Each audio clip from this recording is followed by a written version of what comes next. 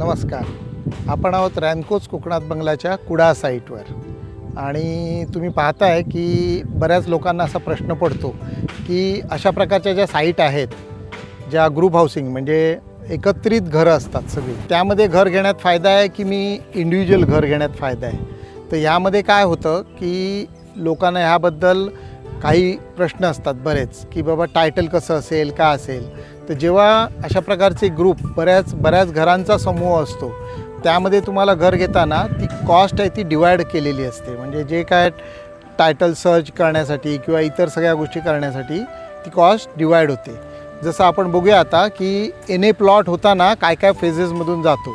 तर सुरुवातीला जमीन घेण्यापासून ते त्यामध्ये मग हद्द ठराव, मग बाकीच्या एनएच्या परमिशन्स, एनएच्यामध्ये तात्पुरतं परमिशन, नंतर मग बिनशेती परमिशन, अंतिम रेखांकन.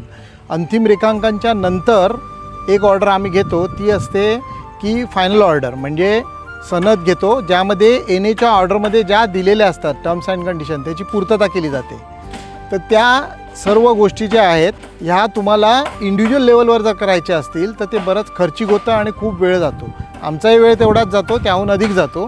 पण आपण ऑलरेडी ह्या सगळ्या प्रोसेस केलेल्या असतात आणि त्यानंतर जेव्हा प्रत्येकाच्या चॉईसप्रमाणे आपल्याकडे थोडंसं आपण काय करतो की 1000 स्क्वेअर फीटच्या खालची जी घरं असतील त्यांना चॉईस देत नाही, पण 1000 स्क्वेअर फीटच्या वरची जी घरं असतील त्यांना आपण चॉईस देतो घरांचा, की त्यांना पाहिजे त्या डिझाईनचं ते घर घेऊ शकतात.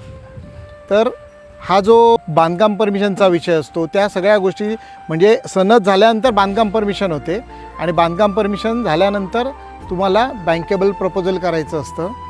मग त्या लोनसाठी लागणाऱ्या सगळ्या ज्या रिक्वायरमेंट असतात त्या सगळ्या पण आपल्या बाजूने आपण पूर्ण पूर्तता केलेली असते बँकांकडे. त्यामुळे ॲज अ कस्टमर त्याला ह्या सगळ्या गोष्टी बघाव्या लागत नाहीत.